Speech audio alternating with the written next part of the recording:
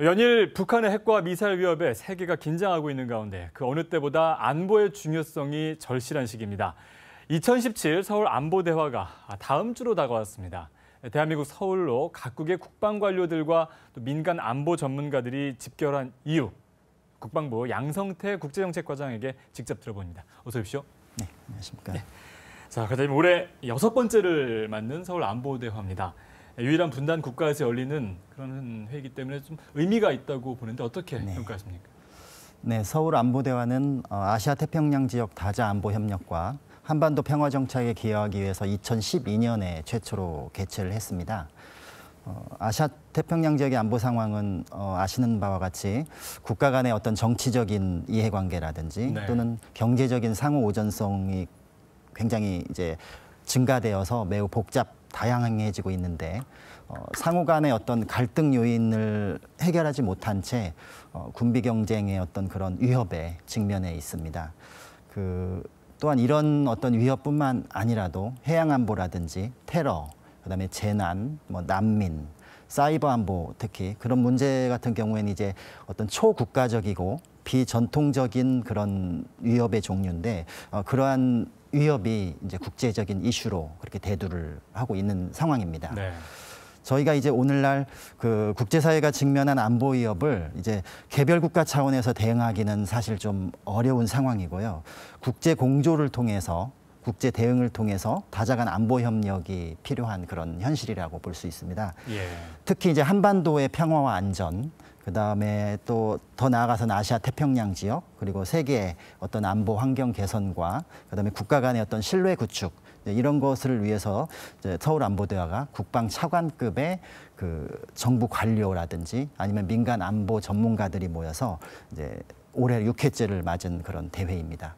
사실상 그 국방 당국이 주관하는 어떤 차관급 다자안보 협의체는 이제 이 서울 안보대화가 유일하다고 그렇게 볼 수 있겠습니다. 네, 한반도에 여전히 북핵으로 인해서 어떤 안보의 위기 상황이 계속해서 이어지고 있는데 아무래도 이번 6번째 안보대화입니다. 그동안 5번 동안의 어떤 그 회의 동안 성과도 있었을 것 같은데 어떤 것들이 있을까요?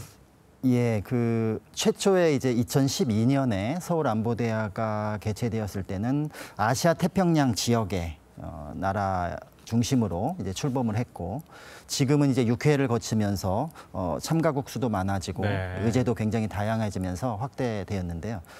먼저 이제 참가국 수를 한번 살펴보면 2012년에는 15개 국가와 2개 국제기구 이렇게 참석했는데 올해 이제 지금 현재까지 참석이 확정된 초청 국가를 보면은 42개 국가, 38개 국가와 그다음에 3개 국제기구, 그래서 41개의 어떤 국가 및 국제기구가 참여하는 그 규모로 확대가 되었습니다. 이것을 좀 구체적으로 살펴보면 이제 최초에 이제 아시아 태평양 지역 국가들로 중심을 해서 이제 이게 만들어졌는데 현재는 유럽 같은 경우는 한 12개 나라, 그다음에 중동, 그다음에 아프리카 등에서 한 3개 내지 4개 나라 이렇게 합해져서 총 41개의 국가 및 국제기구가 되었습니다. 의제 같은 경우에는 이제 마찬가지로 이제 서울 안보대화에서의 사실은 어떤 그런 기본 의제는 한반도 비핵화와 이 아태 지역의 어떤 평화와 안전에 관한 논의에서 시작했는데 지금은 이제 사이버라든지 그다음에 테러리즘, 해양 분쟁, 과거에는 난민이나 그다음에 질병까지도 다 이렇게 의제로 다뤄봤고요.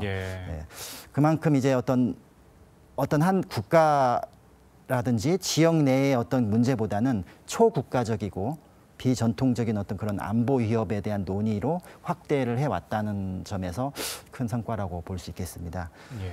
특히 이제 앞서 말씀드렸지만은 북한의 비핵화를 위한 국제 공조에 대해서는 매년 이제 서울 안보대화에서 세계의 고위 관료들과 그다음에 석학들이 머리를 맞대고 치열한 토론을 해왔고요. 한 가지 예를 들면 이제 이렇게 전체적으로 서울 안보대화를 개최하면서도 각 나라들끼리 어떤 양자 대담이라든지 그다음에 또 지역의 몇 개 나라가 모여서 또 소다자 회의를 한다든지 하는 것들이 있었는데 작년 같은 경우에는 이제 폴란드, 체코, 헝가리, 이제 슬로바키아 이 나라를 비셰그라드 그룹이라고 하거든요. 그래서 한국이 제안을 해서 한국과 비셰그라드 네 나라가 제1회 국방차관회의도 제의를 해서 개최한 바 있고요. 올해는 이제 헝가리에서 2회를 개최할 예정인데 이번에 이제 2017년 서울 안보대화에는 한국과 아세안 10개 국가가 한번 머리를 맞대서 네. 그 아세안 협력의 어떤 방향을 논의해보자 해서 한 아세안 국방차관회의를 또 이렇게 개설하는 어떤 그런, 그래서 이거는 이제 앞으로 다음 주부터 진행되어야 봐야 알겠지만 또 이것도 그 서울 안보대화의 2017년도 큰 성과가 되지 않을까 싶습니다. 네, 회를 거듭해가면서 참가 규모도 늘어나고 또 주제도 더 이렇게 광범위해지고 네. 어떤 분명한 성과가 눈에 보이곤 하는데요. 자, 올해 서울 안보대화에서 그렇다면 이제 어떤 주제로 이야기가 될지 굉장히 사실 요즘 이제 한반도 안보 상황이 좀 좋지 않은 그런 시기 아니겠습니까? 굉장히 궁금합니다. 네. 올해의 이제 대주제는 불확실성 시대의 안보 협력 비전이라고 이렇게 네. 설정을 했습니다. 앞서 말씀드렸다시피 날로 이렇게 강화되는 북한의 핵미사일 위협이 있고요.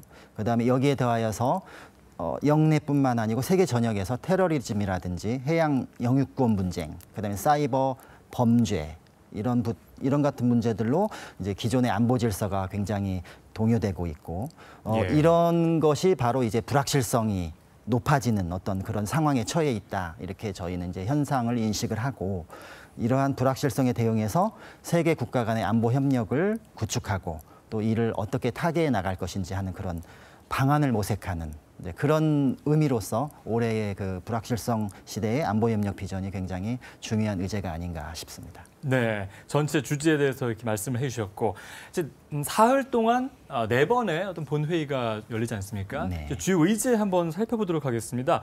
우선 가장 시급한 주요 안건이죠. 북핵 관련 이제 어떻게 논의가 됩니까?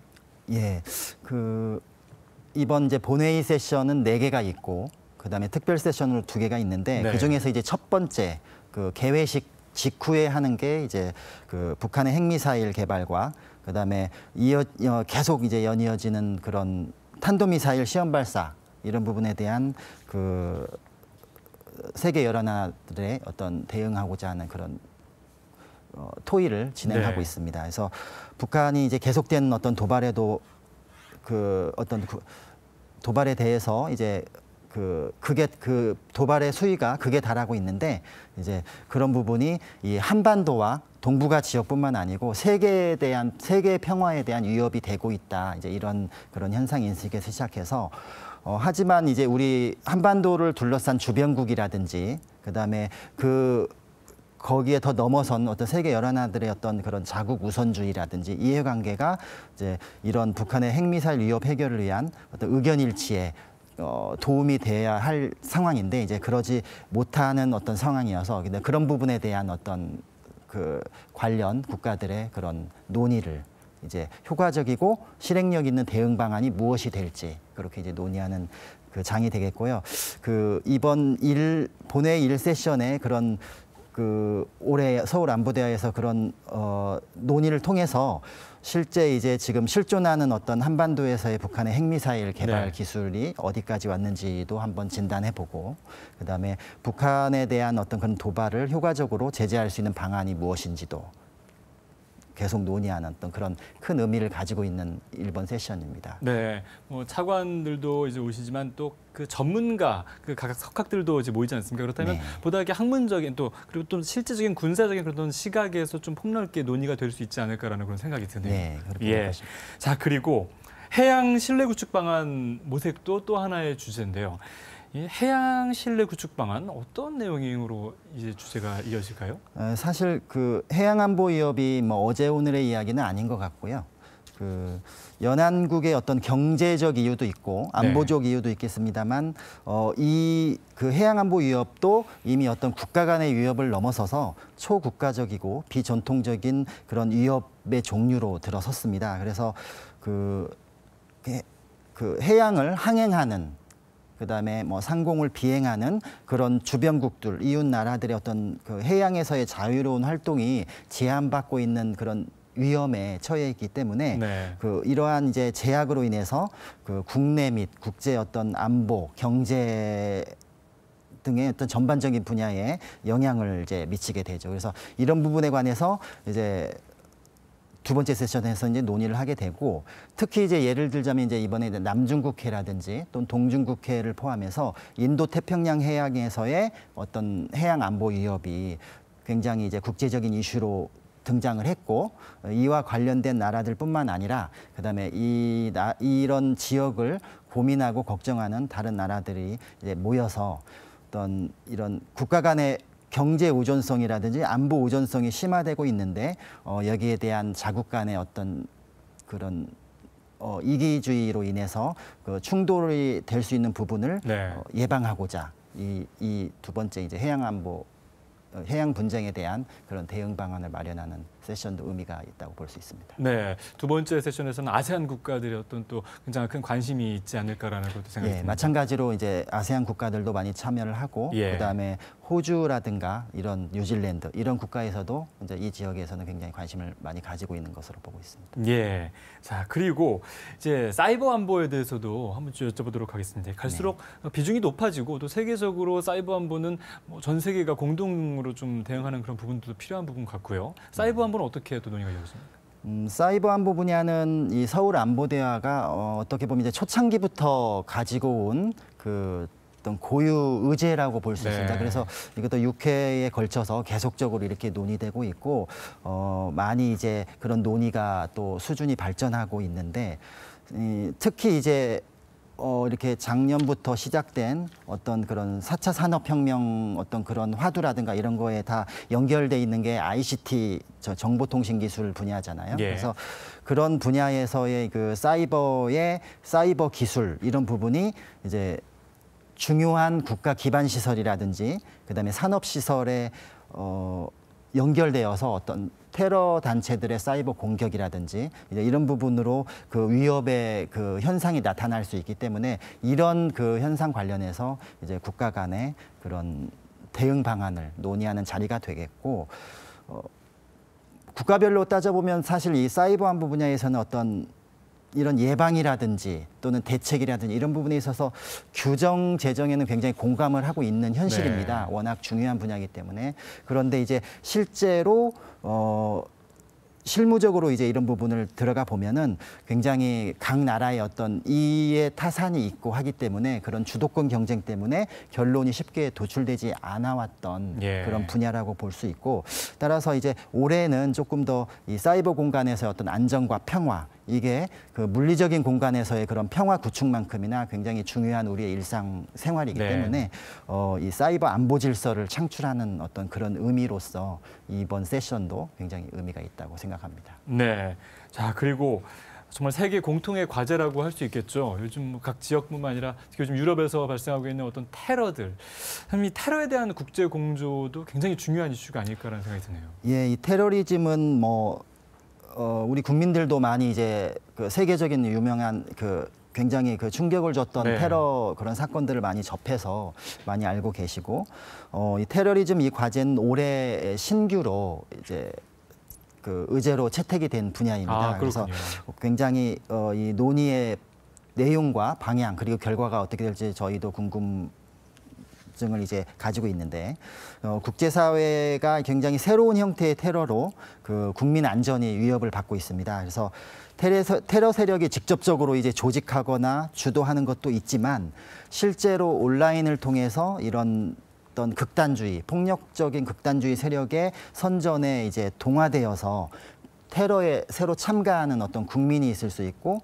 또는 납치나 밀수와 같은 범죄 행위에 연루되는 어떤 그런 상황이 있을 수 있는데, 이렇게 말씀드린 것처럼 테러 형태가 굉장히 다양화되고 있는 현실에서 이제 이러한 그 테러리즘이 세계와 지역 안보의 주요 위협으로 이제 떠오르고 있기 때문에, 이에 대처하기 위해서는 범국가 차원에서 또는 범세계 차원에서 대테러 공조를 확대할 필요성이 있겠다 해서 이 네 번째 주제로 잡혀 있습니다. 올해 이제 이 테러리즘 관련 세션 관련해서 참가 그 어떤 대표나 그다음에 민간 안보 전문가 몇 면을 보면은 중동이라든지 유럽, 동남아 이런 좀 테러가 많이 일어나고 있고 위험이 있는 지역에서의 그런 관련된 민간 안보 전문가들이 많이 오십니다. 그래서 실제로 이제 마지막 날 이 세션이 진행이 되는데 그 내용을 한번 보면은 굉장히 흥미진진하면서도 예. 청중의 관심도 많이 끌 수 있는 그런 주제가 아닌가 싶습니다. 네, 이렇게 이제 4가지 세션 주제에 대해서 하나하나 이렇게 말씀을 해주셨는데 이 밖에도 뭐 특별 세션으로 사이버 워킹 그룹이나 4차 산업혁명 관련 또 특별 세션이 준비되어 있는 것으로 예. 이렇게 알고 있습니다. 자, 이제 마지막으로 서울 안보대화에서 이런 어떤 주제를 가지고 이제 세션으로 많은 논의가 됐고 또 한 가지는 이제 참가하는 국가들 간의 또 별도의 또 어떤 그 대화라든가 이런 어떤 양자 대담이라고 할까요? 이런 부분들이 준비됐다고 이야기를 드렸거든요. 예, 이 부분 간단하게 마지막으로 마무리 네. 말씀 해주시죠. 저희가 이제 38개 국가하고 3개 국제기구가 있는데 가능한 한 그 2박 3일 일정을 최대한 활용해서 네. 그 국가 간의 양자 대담이라든지 또 아까 처음에 말씀드렸던 한 아세안 국방차관회의처럼 소다자회를 많이 열려고 노력을 하고 있습니다. 그래서 올해는 한 20여 개 국가와 그 차관급 또는 차관보급, 네. 국장급 양자 회담이 계획이 되어 있고요. 한 아세안 국방차관회의 같은 경우에는 처음에 말씀드린 것처럼 그 우리가 개설을 하는 거고 제안해서 그래서 아세안 10개국 간의 어떤 그 의견 수렴과 건설적인 논의 이런 것을 지금 현재 잘 계획하고 있습니다. 네, 정말 알차게 준비되어 있고 또 하는 내용들도 굉장히 참 요즘 꼭 필요한 그런 어떤 이슈가 아닌가라는 생각이 듭니다.